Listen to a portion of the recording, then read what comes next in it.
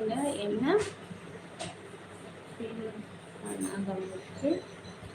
இது கடவுளுக்கு அர்த்தம். ஓகே ஓகே, என்ன செய்ய, நடக்கிறது நடக்கட்டும். ஏதோ நடக்குது, ஏதோ நடக்குதுல்ல, என்னென்னமோ நடக்குது, என்ன நமக்கே தெரியாம நடந்துகிட்டு இருக்கு. ஏதோ நமக்கே புரியவும் மாட்டுக்கு, வாழ்க்கையே புரியாம போய்கிட்டு இருக்கு, புரியாத புதிரா போய்கிட்டு இருக்கு. பிரதியோ என்னடா வாழ்க்கைங்கிற மாதிரி தான் போய்கிட்டு இருக்கு. ஒரு குழந்தை இல்லாத வாழ்க்கை எப்படியெல்லாம் நம்ம வாழ்க்கைய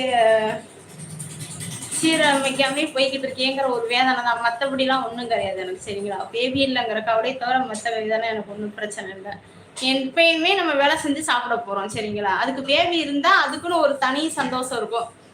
நம்ம பேபியை ஸ்கூல்ல சேர்க்க, அதை வளர்க்க, அதுக்கு ட்ரெஸ் பண்ண, அதுக்கு நம்ம தலை சீவி விட, அதுக்கு பர்த்டே கொண்டாட, அது எங்கேயும் கோயிலுக்கு நான் சேர்ந்து தூக்கிட்டு போவோம் நானும் எங்க மாமாவும், அதுக்காகவே நம்ம வாழலாம் அப்படிங்கிற மாதிரி ஒரு இது இருக்கும். அது இல்லைன்னொடனே என்ன அப்படிங்கிற மாதிரி இருக்கு. சரி, என்ன நடக்கும் நடக்கட்டும், இது இப்படித்தானே நடக்கும் பிரதி. சரிங்களா, நம்ம பிறக்கும் போதே எழுதி விட்டுருப்பாரு கடவுள் தலையில, இதுதான் உனக்கு விதின்னு. நம்ம எவ்வளவுதான் கத்தி புலம்பி அழுது வண்டிட்டாலும் நமக்கு இது எழுதி இருக்கிறபடிதான் நடக்கும் பிரதி. அதனால டோன்ட் வெரி, போய்கிட்டே இருக்கு லைஃப், அவ்வளவுதான்.